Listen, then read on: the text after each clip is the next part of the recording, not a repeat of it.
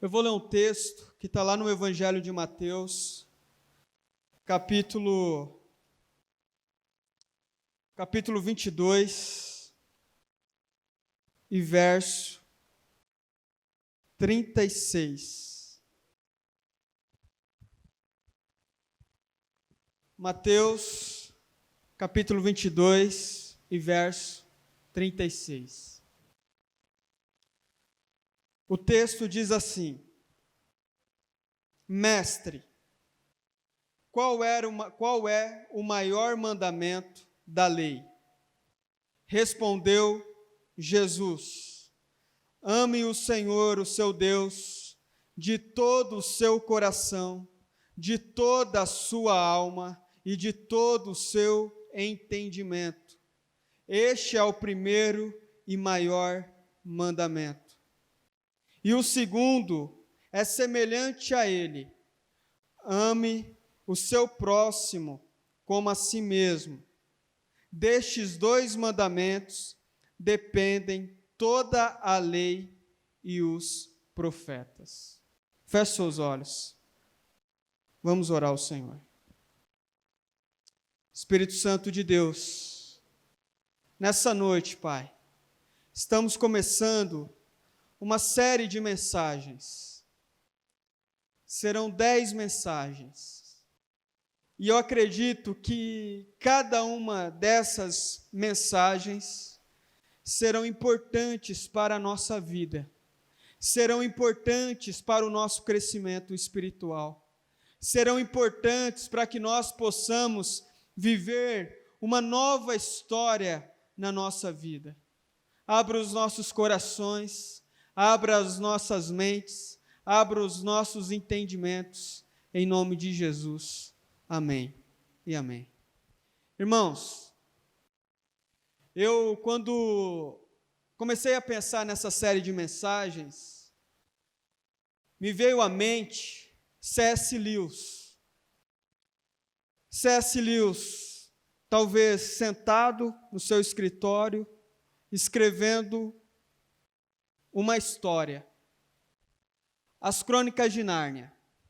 Estava lá ele, escrevendo as Crônicas de Nárnia, gastando ali bastante intelecto, pensamento, criatividade, escreve, apaga, escreve mais um pouco, não ficou legal, apaga, escreve, aí ele acha legal, e aí continua, escreve, e aí mostra para algum amigo, para que esse amigo possa analisar o texto dele e ver se está bacana.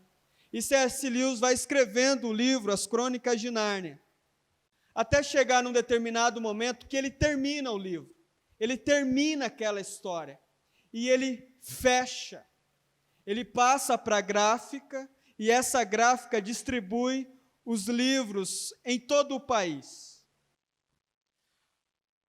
Ali terminou a história das Crônicas de Nárnia, mas passa-se algum tempo, e C.S. Lewis começa uma outra história, um outro livro.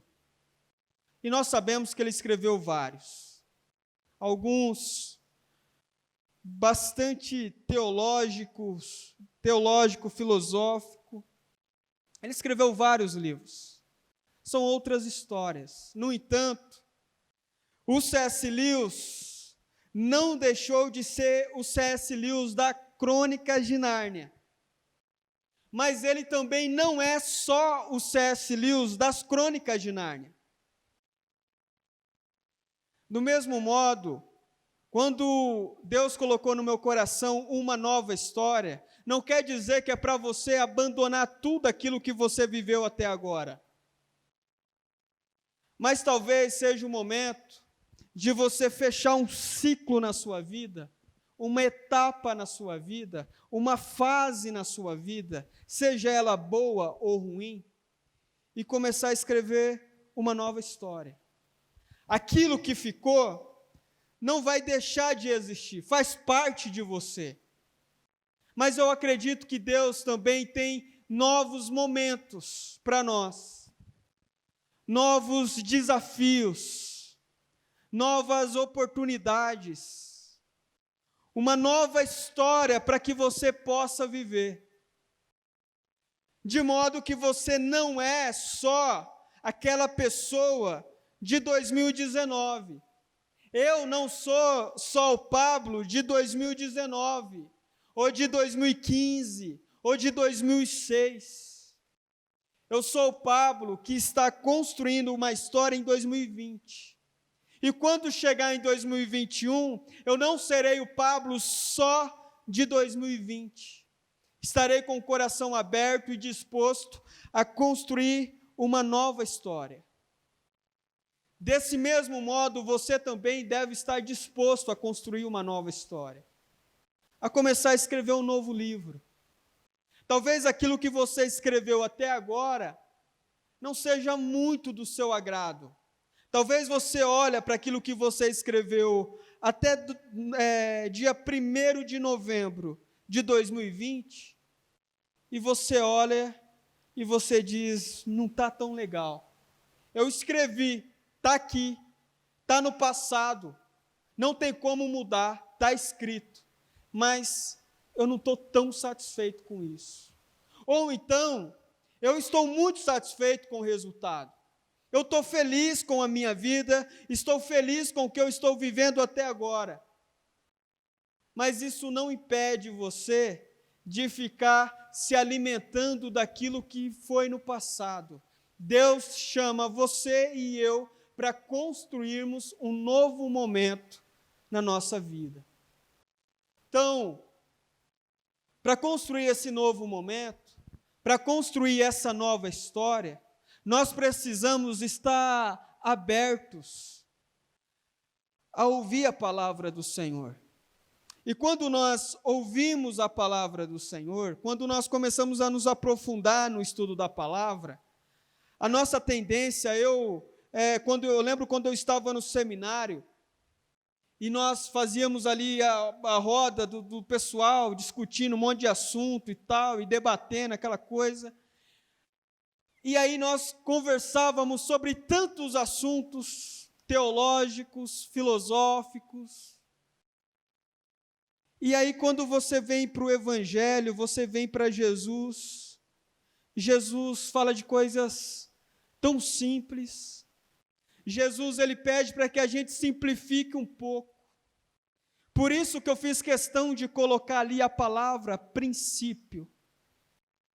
Princípio, o que é? O início, aquilo que vem primeiro. Para a gente viver uma nova história, precisa vir algumas coisas primeiro.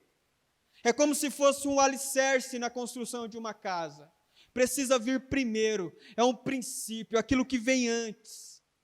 Aquilo que vem em primeiro lugar. E aquilo que vem em primeiro lugar não são grandes construções teológicas ou filosóficas. Aquilo que vem em primeiro lugar é aquilo que o nosso Jesus diz. E quando perguntado a ele quais são os maiores mandamentos da lei, ou aquilo que nós mais precisamos prestar atenção, aquilo que o nosso intelecto, a nossa mente, o nosso coração precisa se voltar, o que Jesus responde? Ele diz, ame. Jesus poderia fazer uma grande construção filosófica de algum assunto, até mesmo para falar do amor. Ele poderia ter falado do amor de uma maneira tão elaborada, tão poética, Mas Jesus, ele simplifica e ele diz assim, olha, você precisa amar. Você precisa amar. Amar quem? Amar a Deus acima de todas as coisas. E amar o seu próximo como a si mesmo. É o princípio, aquilo que vem antes.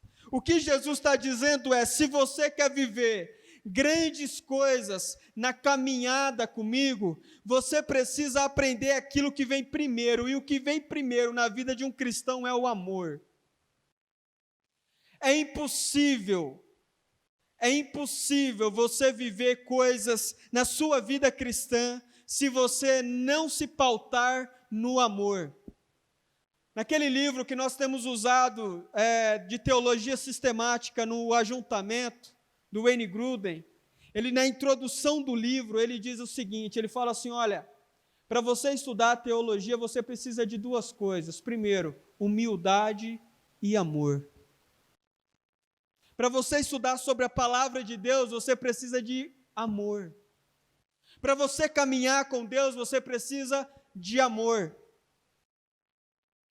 Então nós, para construirmos uma nova história, nós precisamos olhar para a palavra de Deus e ouvir de Deus o que Ele tem para dizer a nós. Amor. Amor é uma coisa muito interessante para todos nós, porque amor é se tornar vulnerável. Amar é se tornar vulnerável.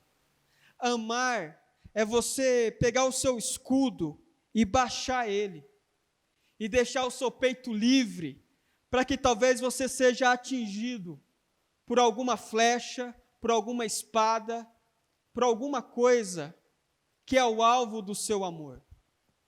Jesus é o exemplo máximo disso. Ele amou os homens, ele amou a humanidade, ele deixou o seu peito exposto, ele baixou o escudo, ele ficou vulnerável diante dos homens. E o que os homens fizeram com ele? Mataram. Ainda assim, Jesus amou. Amar é se tornar vulnerável. Impossível é um homem amar alguém e não se tornar vulnerável. É impossível uma mulher amar alguém e não se tornar vulnerável. Pessoas que não querem se tornar vulneráveis dificilmente vão experimentar o amor. Amar é abaixar a guarda. Amar é você estar disposto, às vezes, a ser atacado por quem você ama. Amar é talvez você ser traído por quem você ama. Amar é você estar disposto a ouvir uma palavra pesada de quem você ama. É como uma mãe que ama tanto o filho, mas esse filho só lhe causa desgosto. Ainda assim, ela ama. Ainda assim, ela está disposta a amar esse filho. E outra coisa importante sobre o amor é que o amor, ele é uma disposição da vontade e não apenas uma questão de emoção. Algumas pessoas pensam que amor é só aquele calafrio, aquela coisa que dá, aquele sentimento forte que balança o peito, e acha que amor é só isso, é só essa emoção. Mas, na verdade, amor é uma decisão. Amar é uma decisão. Você decide amar. E, às vezes, essa decisão não vai estar acompanhada de uma emoção. Tem um homem, um grande líder cristão, chamado John Haggai. E ele, uma vez, começou a desenvolver projetos para evangelizar o terceiro mundo. Pregar o evangelho no terceiro mundo. E aí, no seu escritório, lá nos Estados Unidos, ele estava sentado na sua mesa, e um grande líder mundial sentou à sua frente, e esse líder mundial disse o seguinte a ele, falou assim, John, você deve ter um grande amor pelo terceiro mundo, né? Aí o John Haggai respondeu a ele assim, olha, se você quer dizer com a palavra amor, que eu, quando penso no terceiro mundo, sinto o meu coração gelar, meu coração palpitar, sinto o meu corpo tremer, eu sinto uma emoção forte. Se você está querendo dizer com a palavra amor que eu fico emocionado quando penso no terceiro mundo, eu não sinto isso. Mas mesmo assim, eu amo o terceiro mundo. E nós precisamos evangelizar o terceiro mundo. Porque é um equívoco nosso achar que amar é só a emoção. É claro que o amor ele também vem acompanhado com a emoção, mas ele não é só emoção. Inclusive, vai ter momentos que ele vai apenas como uma decisão de amar, e ele não vai acompanhado com esse sentimentalismo. Então é importante nós termos essa noção, que aquele sentimento quando uma criança nasce, ou o sentimento na hora que acontece o casamento, e aquele sentimento forte que os noivos sentem na hora do casamento, ou na hora que um time do seu coração ganha um campeonato, esse tipo de sentimento, ele não dura 24 horas por dia, todos os dias da semana e o ano todo, não. Ninguém vive nesses picos. Ninguém vive com o coração acelerado de amor 24 horas por dia, não. Uma mãe não olha para o filho todo santo dia e sente seu coração acelerar por ele, não. É uma decisão. O marido tem a decisão de amar a esposa, e às vezes ele não vai sentir todo dia o seu coração bater forte, mas é uma decisão de amar. Assim como um pastor, ele tem a decisão de amar a igreja. Ele não vai sentir todo dia pela igreja aquele coração acelerado, mas ele decide amar a igreja, ajudar, socorrer, orar, aconselhar aqueles que precisam. Então, essas questões relacionadas ao amor precisam estar bem claras na nossa mente, para que a gente não pense que o amor é algo que de fato ele não é. Uma outra questão importante sobre o amor.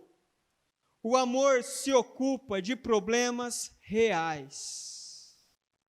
Diga isso comigo. O amor se ocupa de problemas reais.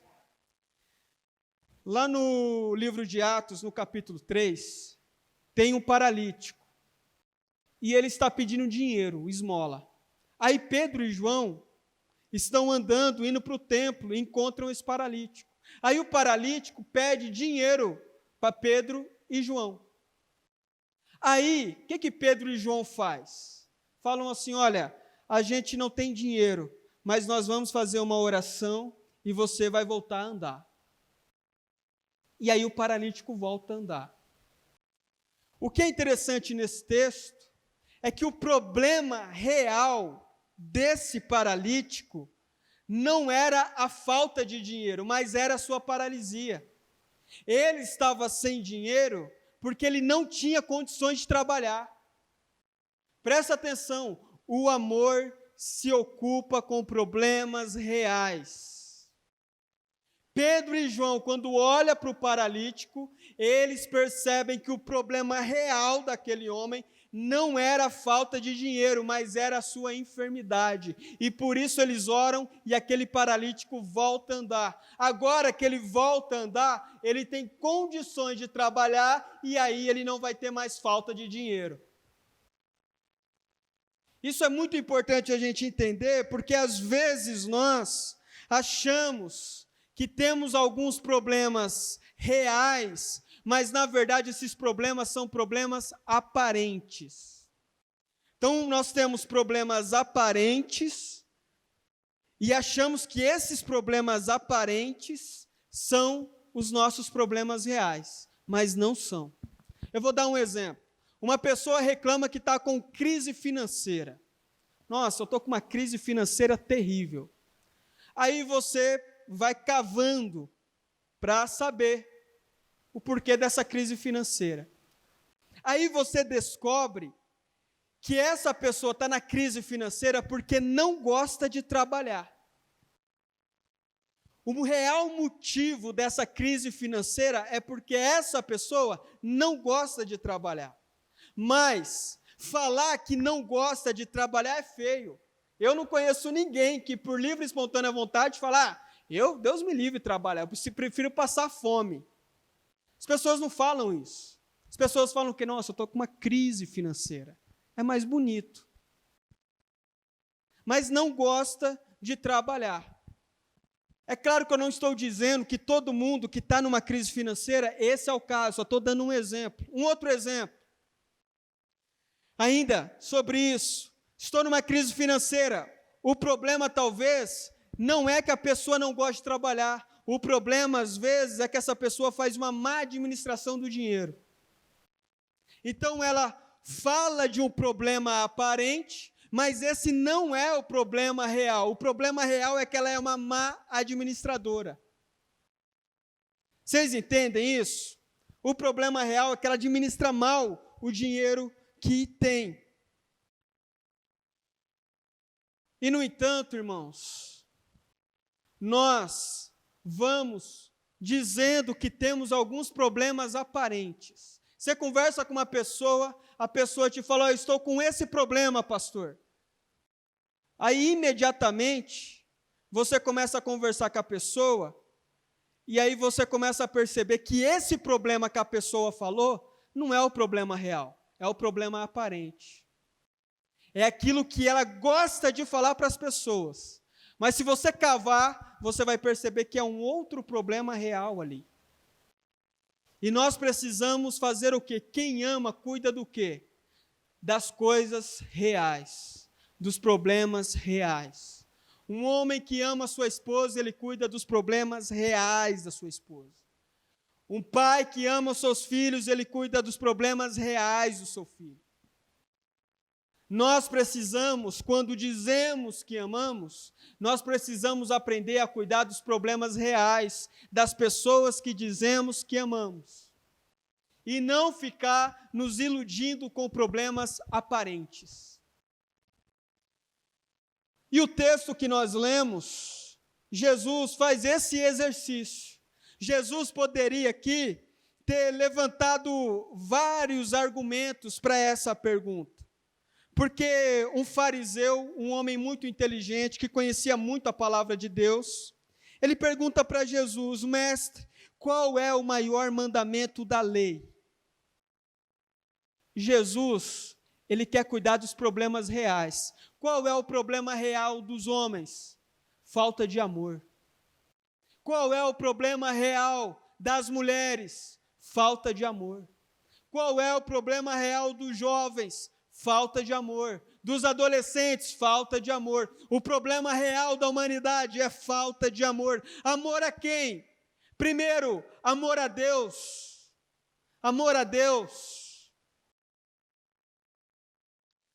Nós temos muita dificuldade de dizer ou de confessar o nosso amor a Deus. Êxodo capítulo 20 e verso 3 diz assim: não terás outro Deus além de mim. Presta atenção nisso. Lei de Deus, o primeiro mandamento: não terás outro Deus além de mim. Falta de amor a Deus. Essa falta de amor a Deus é sinal que nós estamos amando outra coisa no lugar de Deus. E quando nós amamos outra coisa no lugar de Deus, nós damos o nome para isso de idolatria. E o que é a idolatria? A idolatria é quando você ama qualquer outra coisa a mais do que o Senhor. Então, o ídolo pode ser um hábito que você tem. A pessoa é fissurada na academia. E a academia é tudo para essa pessoa, é um hábito. O trabalho pode ser um ídolo. Trabalho em primeiro lugar sempre. Trabalho é prioridade para mim. O trabalho é tudo para mim.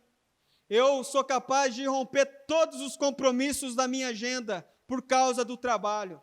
Nada para mim é mais importante do que o trabalho. Pode ser um ídolo. Uma pessoa pode ser um ídolo. Um filho pode ser um ídolo. Um ídolo. A esposa, o marido, um pai, uma mãe, pode ser um ídolo. Você pode amar mais essas pessoas do que o próprio Deus. Você pode se entregar mais a essas pessoas do que você se entrega para Deus. De modo que algumas pessoas, quando comparam a sua dedicação em relação a Deus e a sua dedicação em relação a um ídolo, a uma outra pessoa, a um pai, uma mãe, um filho, uma filha, um irmão, alguma coisa, às vezes a pessoa fica envergonhada porque ela se dedica tanto a outras pessoas e se dedica muito pouco a Deus. É um ídolo. E Jesus sabe disso. Por isso que ele diz que nós devemos amar a Deus acima de todas as coisas. Jesus não está dizendo isso da boca para fora. Jesus não está dizendo isso só por um costume. Jesus não está dizendo isso só porque é bonito, porque fica legal, não. Jesus está dizendo isso porque é um fato. Nós temos a tendência de amar muitas outras coisas no lugar de Deus. Então, irmãos, estamos falhando com o Senhor. Porque se queremos falar sobre amor, o nosso amor, em primeiro lugar, deve ir para Deus. O nosso amor deve estar em Deus, e nenhum outro, nenhuma outra pessoa, nenhum outro hábito, nenhuma outra coisa, objeto, deve ter mais o seu amor do que Deus. Jesus diz: ame o Senhor, o seu Deus, de todo o seu coração, de todo o seu coração, de todo o seu coração, com toda a sua força, com toda a sua energia. Ame o Senhor, o seu Deus, de todo o seu coração. E amar a Deus de todo o coração é, às vezes, escolher Deus em detrimento a outras coisas. É colocar os compromissos com Deus em primeiro lugar do que outras coisas. Ame de todo o seu coração, de toda a sua alma, de toda a sua alma. Jesus aqui está sendo visceral, Jesus aqui está sendo intenso, de toda a sua alma e de todo o seu entendimento, de toda a sua mente. Você precisa conhecer esse Deus que você serve, porque se nós não conhecemos o Deus que servimos, nós corremos o risco de amar um Deus que não é Deus, mas é uma coisa que a gente inventou na nossa cabeça. Amar a Deus. E amar a Deus não quer dizer que você sempre vai estar com aquele sentimento. Não quer dizer que todo culto você vai estar com seu coração queimando. Não.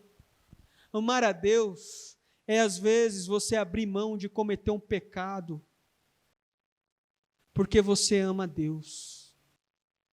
Amar a Deus é você abrir mão de alguns hábitos que você sabe que está fazendo mal para você, que você sabe que não glorifica o nome do Senhor, e aí, sem sentimentalismo nenhum, é simplesmente um exercício da sua vontade.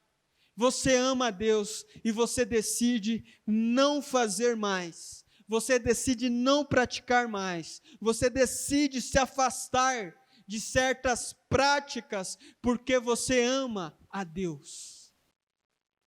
Você ama a Deus. Princípio do amor.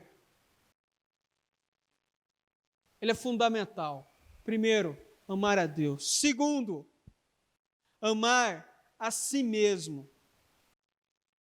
Amar a si mesmo.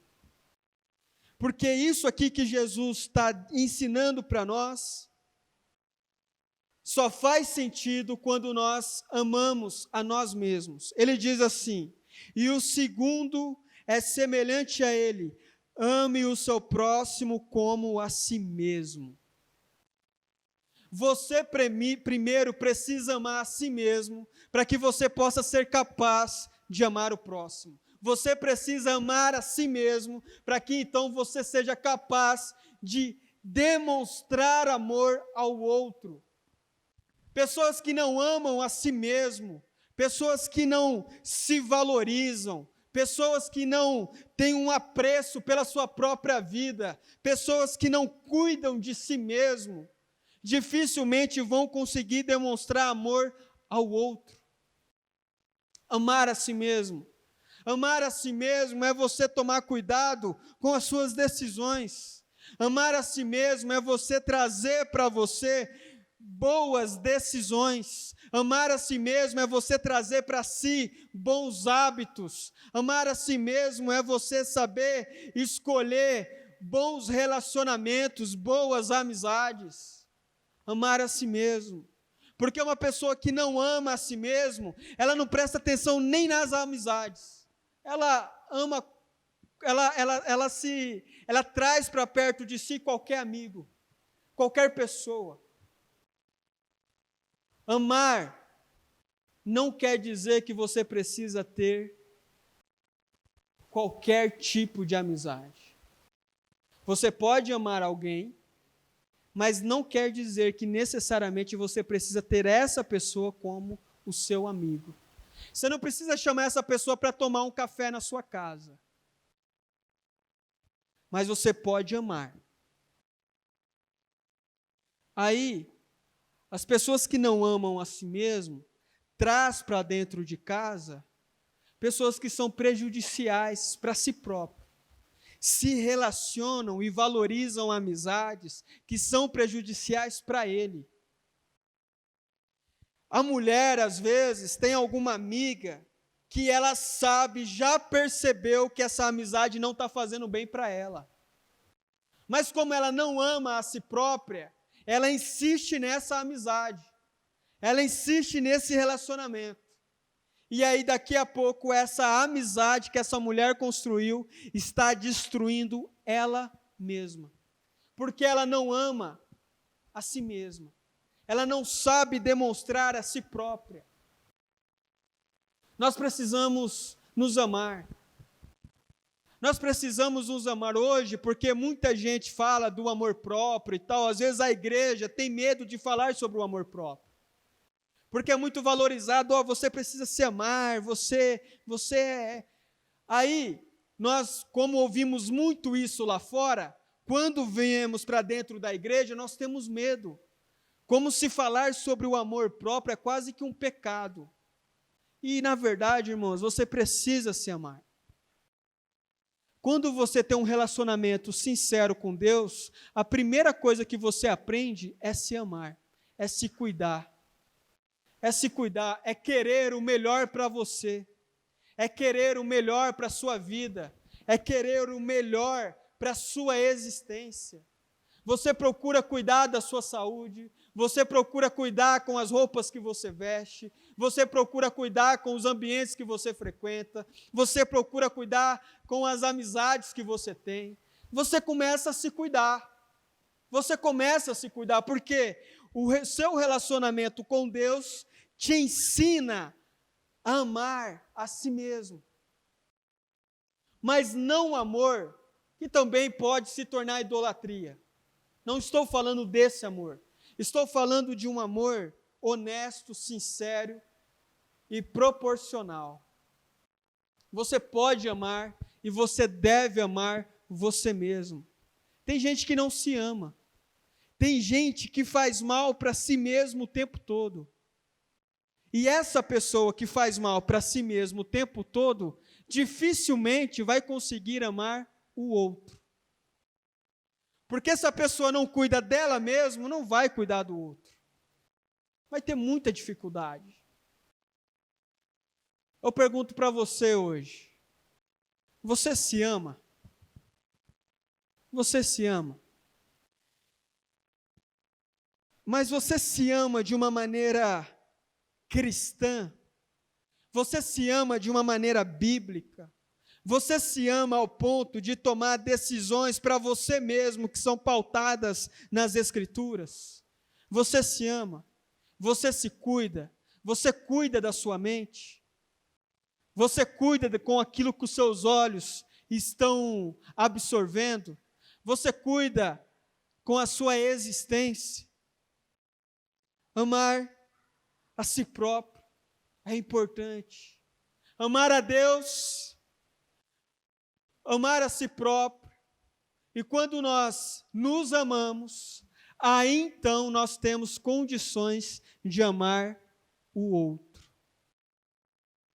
Tem gente que quer inverter tudo. Tem gente que detesta Deus, mas quer amar o próximo.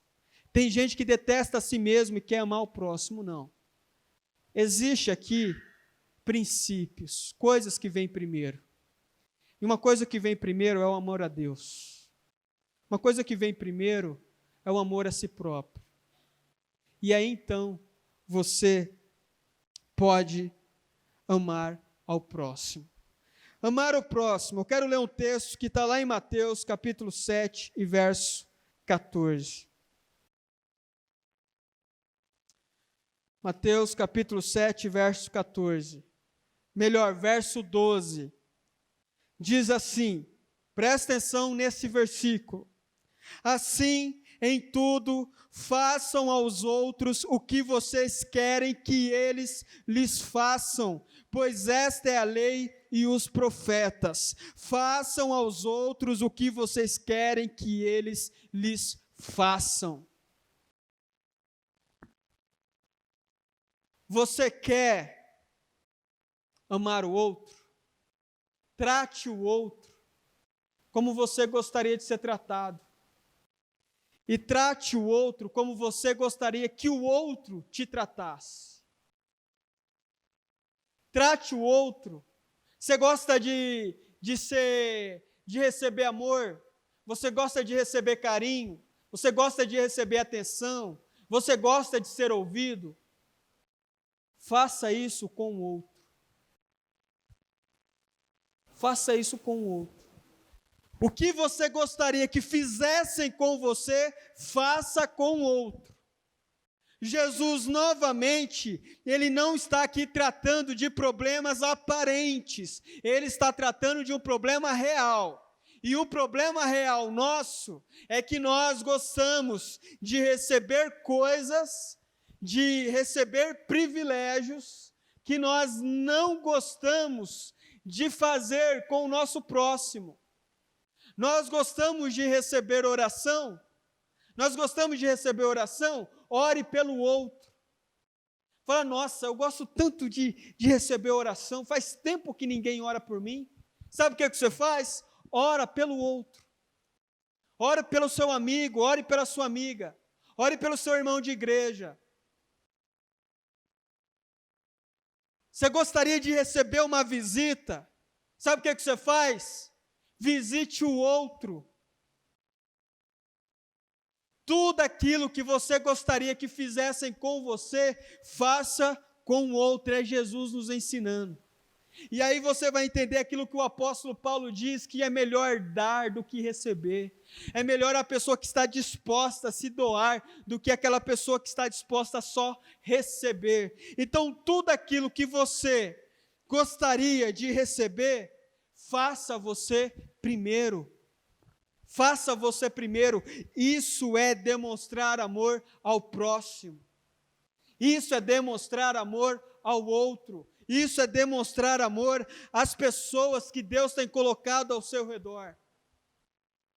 E aí, irmãos, dentro disso eu quero falar algumas coisas importantes. Porque nós só damos aquilo que nós temos. Então eu vou dizer uma coisa aqui importante para você, presta atenção nisso. Se existe uma pessoa que ela é exigente com ela mesma, ela colocou na cabeça que ela quer aprender a falar um outro idioma, colocou na cabeça que quer aprender a tocar um instrumento musical, colocou na cabeça que quer fazer uma faculdade. Essa pessoa é exigente com ela mesma. E essa pessoa vai se dedicar ao máximo para conquistar esse objetivo, porque ela acredita em superar limites. Essa pessoa acredita em superar obstáculos. Essa pessoa acredita em superar barreiras. Ela é exigente com ela mesma. E por isso, e por ela ser exigente com ela mesma, com o outro, ela também vai ser exigente. Então, quando ela conversar com um amigo, com uma amiga, ela vai ser exigente. O amigo falou assim: olha, eu estou pensando aqui, rapaz, em fazer uma faculdade, ou eu estou pensando aqui em aprender um outro idioma, tal, não sei se eu devo. Aí essa pessoa diz: você deve sim fazer uma faculdade, você deve sim aprender um outro idioma. Aí a pessoa fala: nossa, mas é difícil, é corrido, vai lá, vem cá, um outro idioma é muito complicado, tal. E a pessoa: você tem que superar esse limite. A pessoa que é exigente com ela mesma, ela também vai ser exigente com os amigos, com a família, com o marido, com a esposa, porque ela acredita em superar limites. Então, a pessoa que é amigo desse cidadão que acredita em superar limites, os amigos sempre vão estar crescendo. Agora, tem pessoas que não acreditam em superar limites. A pessoa, ela, não acredita. Então ela está com o plano de fazer uma faculdade, de fazer um curso de inglês. Mas ela diz assim: ah, mas é muito corrido, sair do trabalho, ir para a faculdade, tal, depois voltar. Ah, falar inglês é muito complicado, nem sei se eu vou para os Estados Unidos um dia, tal, muito difícil esse negócio. Então ela não acredita em superar limites. Aí ela mesma se convence que ela deve abandonar o sonho na hora. Aí tem uma amiga, um amigo que vem conversar com essa pessoa e fala assim: olha, eu estou pensando em fazer uma faculdade e tal, só que eu estou meio com medo de fazer a faculdade, eu estou com medo de começar a aprender um outro idioma, ou de começar a aprender um instrumento musical, eu estou meio, sei lá, você acha que eu devo? Aí essa pessoa que não acredita em superar limites, sabe qual vai ser o conselho dela? Ah, meu brother, olha, sinceramente, vai ser corrido mesmo, cara. Ah, continua onde você está mesmo. Ó, inglês, cara, poxa, um monte de gente. Tem uma pesquisa que fala que 90% das pessoas que começam a fazer aula de inglês desistem no meio do curso. Não vai, não. A pessoa só dá aquilo que ela tem. Se a pessoa não acredita em superar limites, ela sempre vai incentivar os outros a não fazer nada também. Se alguém vem conversar com ela e apresenta um obstáculo, ela fala: nossa, é difícil mesmo, né? Nossa, olha, realmente eu acho que aí é uma situação que você não vai conseguir sair dessa. É uma situação que você não vai conseguir superar. Porque essa pessoa só dá o que tem. No entanto, uma pessoa que acredita, que é otimista, que acredita que tem fé, que acredita em superação, que acredita que nós podemos melhorar, que nós podemos evoluir, quando você conversa com esse tipo de pessoa, automaticamente essa pessoa vai impulsionar você a viver coisas novas. Você conversa com uma pessoa que tem uma vida cristã bem tranquila, gosta de vir no culto de domingo, só no culto de domingo, e ponto final. Aí você fala assim: olha, o pastor conversou comigo, tal, e o pastor me fez um convite para trabalhar lá no ministério, na igreja, tudo. Aí essa pessoa que recebeu o convite do pastor vai conversar com essa pessoa que só vai na igreja no domingo. Pastor, meu amigo, o que você acha? Falar: sinceramente, nossa, vai ficar corrido para você. Vai ficar bem complicado para você, esse negócio aí, ó, tal. Eu acho melhor você nem pegar mais compromisso na igreja, porque já vai ficar complicado. E aí, então, essa pessoa que só gosta de ir na igreja no domingo, ela vai ensinar o marido, ou a esposa, ou o filho, ou os amigos a ir na igreja só no domingo. Qualquer pessoa na casa que começar a ter o desejo de fazer mais pela igreja local, de se envolver mais, de participar mais, essa pessoa imediatamente já vem podar. Fala: não se envolve com essas coisas não, vai ficar muito corrido para você. Agora, tem uma pessoa que se envolve, que se doa, que se dedica, que estuda, que ora, que participa, que ama se envolver com a obra do Senhor. Aí, eu converso com uma outra pessoa lá. E aí essa outra pessoa, na dúvida, porque eu conversei com ela, não sabe, aí vem conversar com essa pessoa que se envolve, que participa. O que você acha que vai ser o conselho?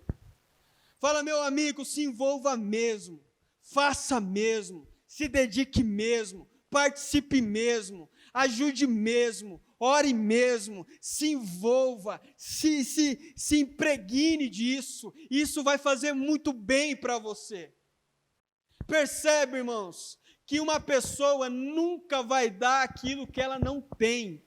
Uma pessoa não é capaz de dar aquilo que ela não tem. Por isso, é importantíssimo você saber com quem você está conversando. Por isso, é importantíssimo você saber quem são as pessoas que você está ouvindo conselhos. Ou então, quem são as pessoas que você se inspira. Você já pensou nisso? Quem são as suas inspirações? Quem são as suas referências? Talvez é uma pessoa famosa, mas talvez uma pessoa que não é famosa, do dia a dia que você vê, e você olha para essa pessoa, você se inspira nessa pessoa. Você precisa prestar atenção nisso, porque dependendo de para onde você olha, você afunda. Ou então você cresce, você se desenvolve. No nosso ajuntamento aqui, eu até falei hoje de manhã na ceia, falei o seguinte, vai ter aqui o Pedro e o Mateus, eles vão estar falando dentro do livro de Teologia Sistemática sobre a existência de Deus. E a Júlia e a Nicole, que tem aí 14, 12 anos, 13 anos, vão estar falando sobre a cognoscibilidade de Deus. Aí, o que acontece? É um desafio. O que eu quero como pastor? Eu quero que a igreja cresça. Eu quero que as pessoas da igreja se desenvolvam. Eu quero que as pessoas se desafiem. Eu quero que as pessoas saiam do seu comodismo. Porque vai fazer bem, primeiro, para elas mesmas. Porque muitos de nós, quando éramos adolescentes nas nossas igrejas, a gente ficava ouvindo sempre as mesmas historinhas, ou às vezes não ouvia, era quase nada, e não se desenvolvia, não era desafiado. Alguns líderes subestimam a inteligência dos jovens, falam, os jovens não têm inteligência para se envolver com isso, é um assunto muito complicado. Eu não penso desse modo. Eu acho que o jovem, ele tem plena consciência, plena condição de aprender assuntos maravilhosos das Escrituras. E quanto mais cedo ele aprender, mais cedo ele vai se desenvolver e mais cedo ele vai começar a dar frutos para o reino de Deus. Agora, irmãos, poderia ter aqui, no meu lugar, um outro pastor. Um outro pastor.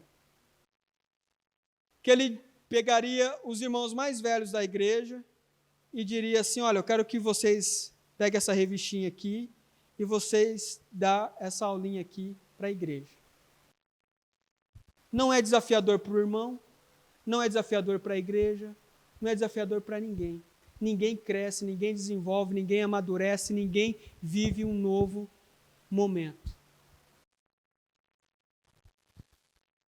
Para a sua vida, isso aqui eu estou usando um exemplo na igreja, mas na sua vida é a mesma coisa.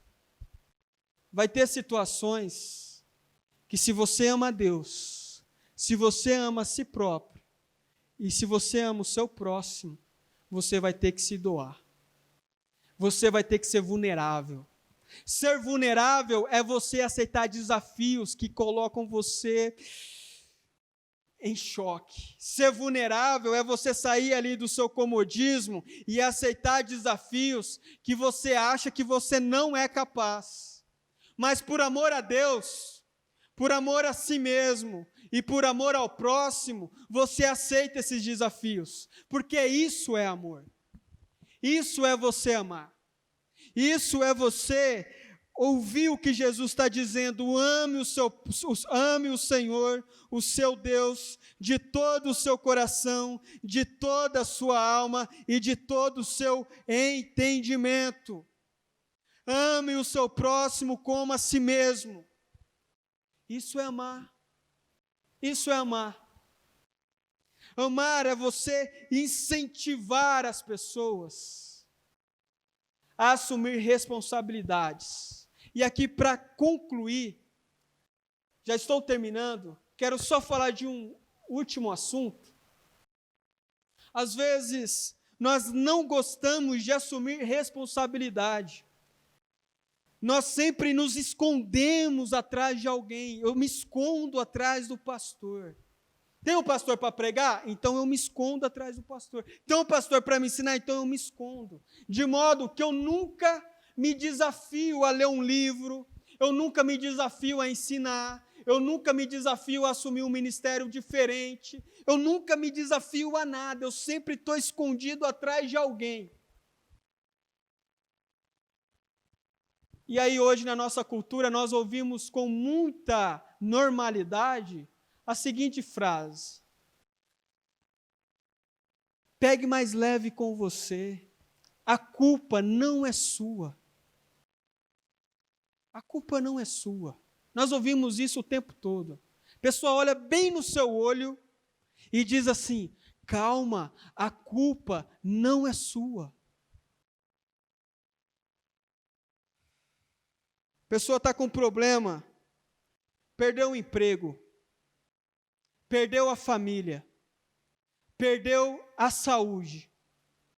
Tem situações que a culpa não é da pessoa mesmo. Tem enfermidades que às vezes vêm até nós e que a culpa não é nossa, a gente não teve escolha. Mas tem muitas enfermidades, e vocês sabem disso, que a culpa é nossa, que a culpa é sua, por não ter se cuidado, por não ter se tratado, por não ter cuidado com a sua alimentação, por ter se colocado em risco, em perigo. Tem coisas que, obviamente, claramente, não é nossa culpa. Perdeu o emprego, pandemia, coronavírus, um monte de empresa fechou. Claro que a culpa não é sua. E muitas outras situações. Mas tem muitas situações que a culpa é sua, sim. Perdeu o emprego e a culpa é sua. Perdeu a família, a culpa é sua. Perdeu a saúde, a culpa é sua. Aprenda a assumir responsabilidade. Aprenda a assumir a responsabilidade. Saiba que vai ter momentos que a culpa não é sua. Só que nós vivemos numa sociedade que hoje diz que a culpa nunca é sua. Que você nunca é culpado de nada. Você nunca teve responsabilidade de nada. E a verdade, irmãos, é que a palavra de Deus nos ensina que em muitos momentos maus que vêm até nós, é culpa nossa sim. Dificuldades que você está passando, lutas que você está passando, problemas que você está passando, a culpa é sua sim. Aprenda a assumir responsabilidade. Isso é fundamental para que nós possamos parar de nos esconder em cima daqueles problemas aparentes e sermos realistas com a gente mesmo, ser realistas com Deus. E quando orar para Deus, não ficar se fazendo de pobre coitado e dizer a verdade para Deus, falar: Deus, a culpa é minha, tem misericórdia de mim. Essa é a verdade. Nós precisamos ser homens e mulheres o suficiente para assumirmos as responsabilidades dos nossos erros. Porque caso contrário, não vamos crescer, sempre vamos nos esconder, sempre vamos inventar desculpas. E quem inventa desculpa não cresce. Só cresce aquelas pessoas que dizem assim: Senhor, tem misericórdia de mim, me ajuda. Eu falhei, eu tenho falhado, eu tenho pecado contra o Senhor, me ajuda. Você assume a responsabilidade, você assume a culpa daquilo que você sabe que é culpa sua, você sabe. E aí então, irmãos, o amor, ele vai começar a transformar a sua vida. Porque o amor, ele transforma. Quando você ama a Deus acima de todas as coisas, sabe o que Deus vai fazer? Vai fazer você se meter em situações que você jamais iria se meter. Porque o amor a Deus nos leva para isso. Lembre-se de Estevão, que foi apedrejado, sabe por quê? Por amor a Deus. Se ele não amasse a Deus acima de todas as coisas, ele jamais seria morto. Mas como ele amou a Deus acima de todas as coisas, ele foi morto. Irmãos, homens e mulheres que amam a Deus vão ser levados para situações perigosas. Homens que amam a Deus acima de todas as coisas vão ser desafiados a sair da sua mediocridade, porque amam a Deus. Homens que amam a Deus vão ser desafiados a mudar a história da sua casa, a história da sua família, porque amam a Deus. Um jovem de 26 anos saiu lá dos Estados Unidos, veio para o Brasil, abandonou tudo, para abrir aqui a primeira igreja presbiteriana renovada do Brasil, Simonton. Ama a Deus. Sabe com quantos anos ele morreu? 31, 32 anos, porque pegou uma doença muito grave e faleceu. Precisava ter corrido esse risco? Não. Mas ele amava a Deus. Amava a Deus. Tem muitos outros homens e mulheres que se colocaram em situações de risco porque amavam a Deus acima de todas as coisas. E para nós impactarmos essa cidade, para nós impactarmos a nossa geração, outros casais, outros jovens, outros adolescentes, outras crianças, nós vamos precisar ser uma igreja que ama a Deus acima de todas as coisas. Caso contrário, nunca vamos conseguir fazer nada, sempre estaremos na mesmice, sempre estaremos na mediocridade, mas o amor a Deus vai te empurrar a fazer loucuras. Irmãos,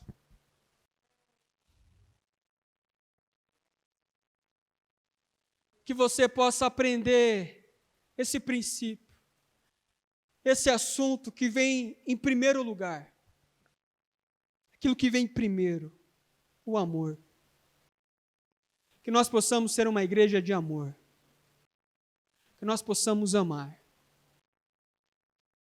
E às vezes, irmãos, nem sempre o culto vai estar um culto gostoso como hoje. Talvez você vai estar enfrentando tantos problemas que a sua cabeça vai estar um turbilhão. Mas ainda assim, você vai poder dizer com toda a convicção do mundo: eu ainda amo a Deus acima de todas as coisas. Você vai poder dizer como Jó: aceitaria eu o bem de Deus e não o mal? Aceitaria eu as bênçãos de Deus e não as dificuldades? Eu ainda continuo amando ao Senhor. Irmãos, quero fazer uma oração com você. Essa é a primeira pregação dessa série. E eu acredito que se você abrir o seu coração, até o dia 31, o último dia do ano, nós vamos ter o nosso culto de Ano Novo aqui na igreja. Irmãos, o ano de 2021 vai ser um ano extraordinário para você. Vai ser um ano diferente para você. Vai ser um ano de maravilhas para você. Porque você está se preocupando com aquilo que vem primeiro, o amor. Coloque-se de pé, vamos orar.